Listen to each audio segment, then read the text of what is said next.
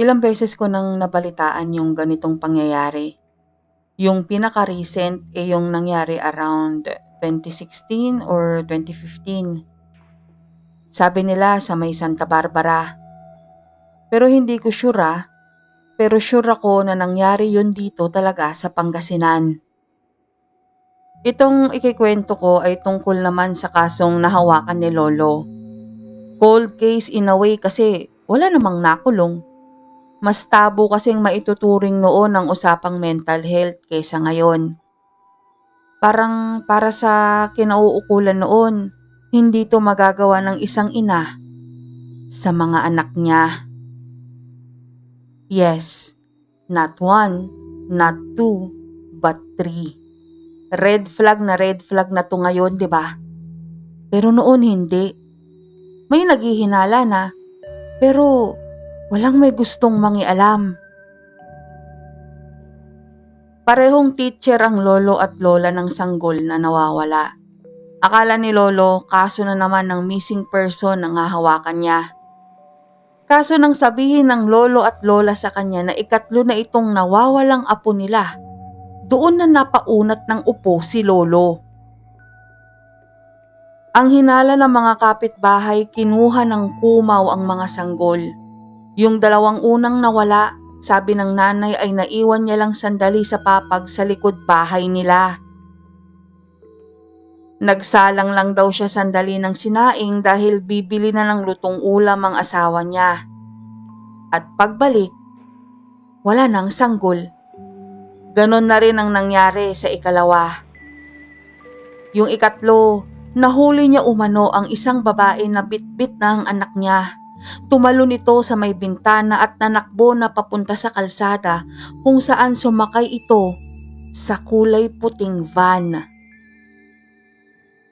Nang pinalarawan nila Lolo sa kanya yung itsura ng babae, ang sabi nito ay wala itong mukha, para daw burado. Pero nang ilarawan nito ang suot na damit, nagtinginan si Lolo at ang kasama niya. Kasi yung sinabi nung nanay na suot ng tumangay sa anak niya, katulad sa suot na damit nito. Tapos yung sasakyan ng magulang niya, yung lolo at lola, puting kotse na nakaparada lang sa harapan ng compound. Sabi ko nga 'di ba, red flag na ngayon sa unang beses pa lang na nawalan sila ng anak na mag-asawa, 'di ba? Pero noon hindi. Pero si Alvarez, yung kasamahan ni Lolo, nagtanong kay Lolo, "Sir, kung ikatlo na yung kapapanganak pa lang, bakit iisa pa lang ang reported sa atin?" Yun nga ang tinanong nilang una sa magulang ng babae na nag-report ng pagkawala ng pinakabunsong anak ng mag-asawa. At medyo naliwanagan sila Lolo.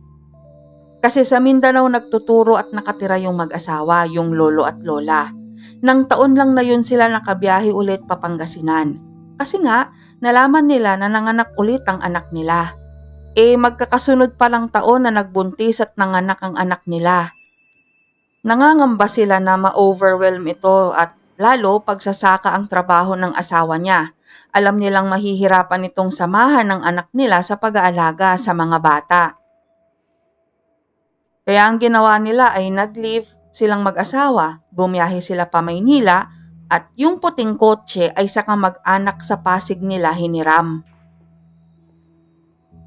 At lahat ng yon, tugma nung binerify nila Lolo.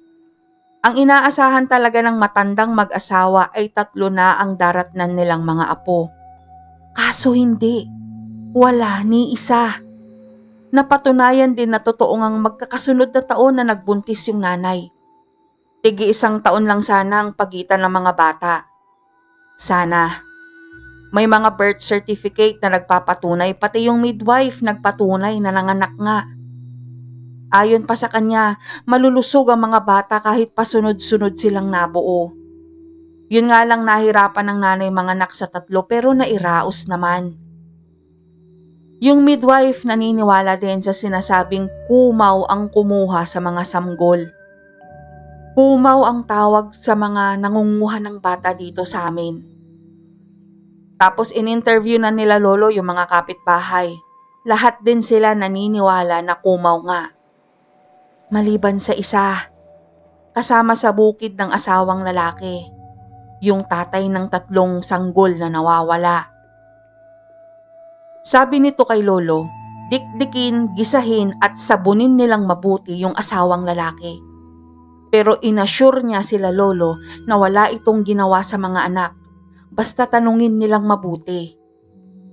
Kaya hinold nila sa police station yung asawang lalaki ng halos 1 araw. Ilang pulis ang nagtanong sa kanya, pero walang nakakuha ng lead. Sabi ni Lolo matalino alam nitong pinaiikot-ikot siya. Wala rin silang magawa. Sagad na nga yung oras ng pag-hold nila sa kanya. Paghahabaan pa nila, pwede na silang mareklamo. Totoong pagsasaka ang trabaho niya. Pero hindi basta-bastang magsasaka lang ito. Ito ang nagmana ng buong lupain ng mga magulang nitong yumao. Batak man sa bukid, pero may sinasabi sa lipunan ng pamilya. At ayaw itong banggain ng hepe nila Lolo.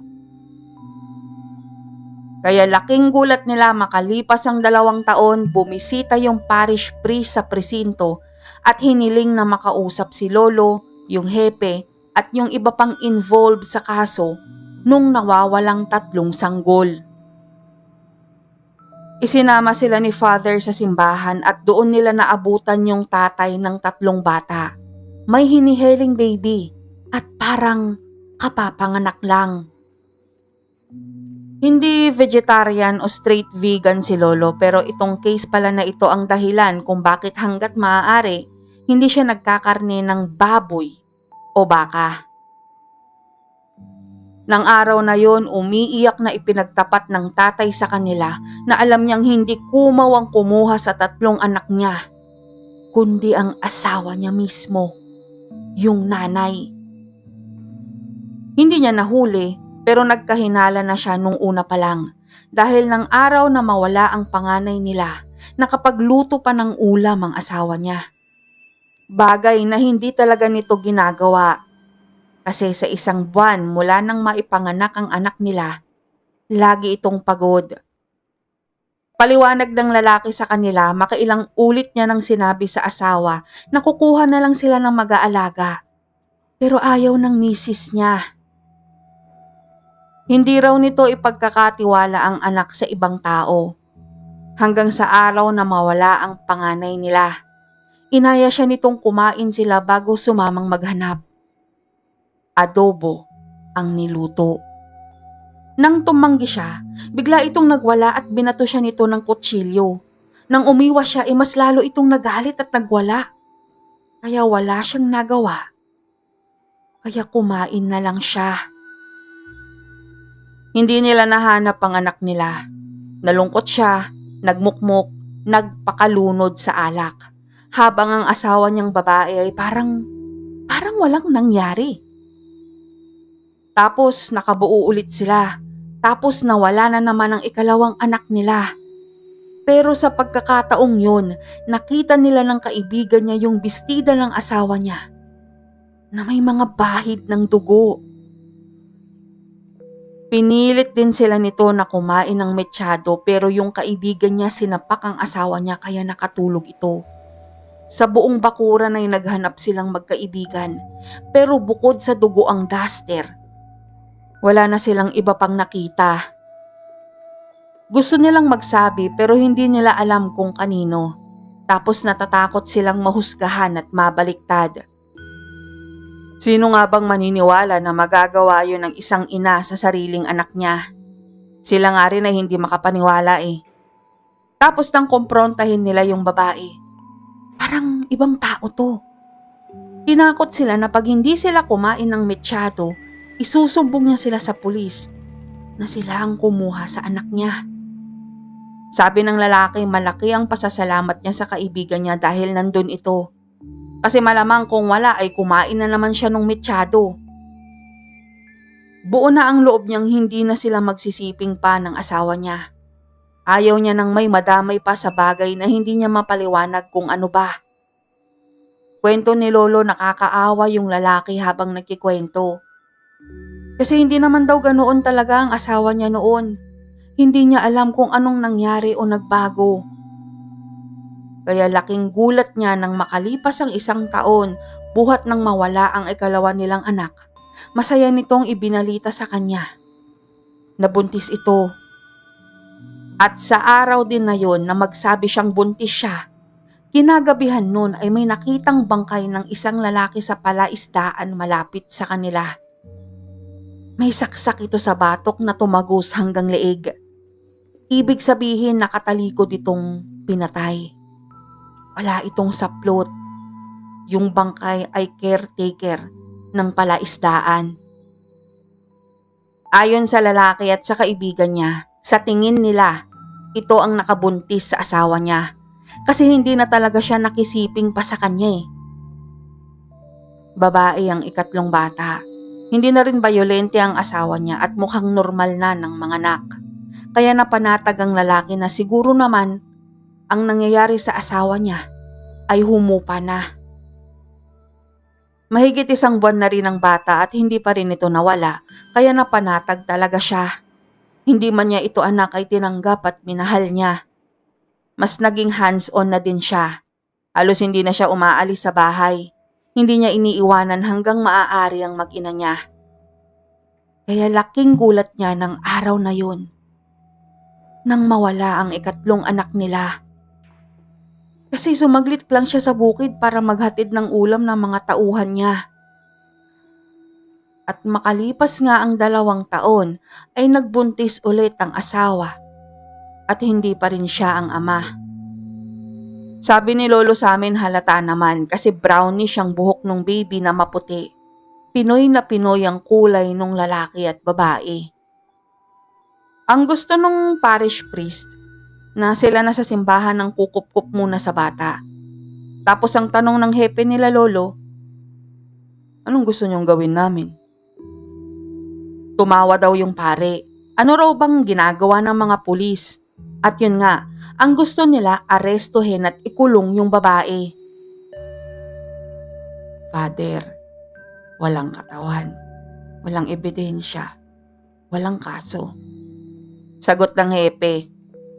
Tinanong naman ni lolo yung lalaki kung yun ba talaga ang gusto niya, yung makulong ang asawa niya. Umiling naman agad yung lalaki at sabi nito na sabi niya na ang mga nangyari sa pinsan niyang nasa ibang bansa. At ayon sa pinsan niyang yon na nurse, maaaring nagsasuffer ang asawa niya sa postpartum depression na hindi naagapan at naging postpartum psychosis. Pero hindi sila makasisiguro hanggang hindi ito naa-assess ng isang espesyalista. Ang gusto niya ay ibenta ang lahat ng ari-arian niya para makapag-migrate na silang mag-asawa doon sa tulong ng kuya niyang nandun na din sa bansang yun para mapagamot niya na ang asawa. Gawin mo. Nagulat sila lolo sa sinabing yon ng hepe. Pinaliwanag nito kalaunan sa kanila na kung totoo mang ganun ang nangyari, hindi rin matutulungan ng babae kung makukulong ito dito. Na in a way, totoo. Dagdag pa nung hepe, kailangan din kasi ng matibay na ebidensya sa ganoong kaso at wala sila nun. Kaya sinunod siya nung lalaki, simbahan ng kumupkup muna sa bata. Nakaalis ang mag-asawa makalipas ang 1 taon. 5 taon ang lumipas nang bumalik yung mag-asawa. Pero yung isa, nakagarapon na, yung babae. Binalita nung lalaki kila lolo na kinitil nito ang sarili sa facility kung nasaan ito. Sabi ng humawak na doktor dito, ang case ng asawa niya ang isa sa pinakamalalang case na nahawakan nito. Kinuha na rin ng lalaki ang anak niya sa simbahan. May paulit-ulit siyang kinikwento sir sa doktor at nurses doon. Sabi niya yung pangalawang anak daw namin, nasa iba-ibang mga tao. Inilahok niya sa pinamimigay niyang embutido. Pahabol na kwento ng lalaki kila lolo. Ito feel ko talaga hindi kami ine-eme ni lolo eh. Kasi yung ika-4 na anak, yung buhay, Umuwi yun ng Pilipinas at naging substitute instructor ni kuya sa literature noong college. Nang ipakilala ito ng dean sa kanila, na-share nung substitute instructor na kaya siya dito nagturo saglit kasi yung mga magulang niya ay taga dito. Umuwi siya at yung daddy niya kasi yung parish priest na nag-alaga sa kanya noon ay may sakit at terminal na. Gusto niyang maalagaan ito kahit papano. Tapos ayun, nachika nila nung din yung tungkol sa nawawalang 3 kapatid niya. Kaya yung mga kuya ko halos lumuwa ang mata nung sabihin ni Lolo yung apelyido Kasi naalala nila yung substitute instructor nila. Ito pa, di ba nga hindi nawala yung ika-4? Pero ika-1 buwan nito, may natagpuan na namang bangkay ng nakahubad na lalaki dun sa barangay nila. May nakabaon ding kutsilyo sa batok na tagos hanggang leeg. Ayon kay Lolo, anak daw yon ng US Navy, yung biktima, pero hindi kinilala ng ama kaya naiwan dito sa Pilipinas.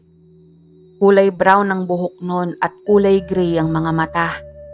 Katulad na katulad dun sa ika-4 na anak ng mag-asawa.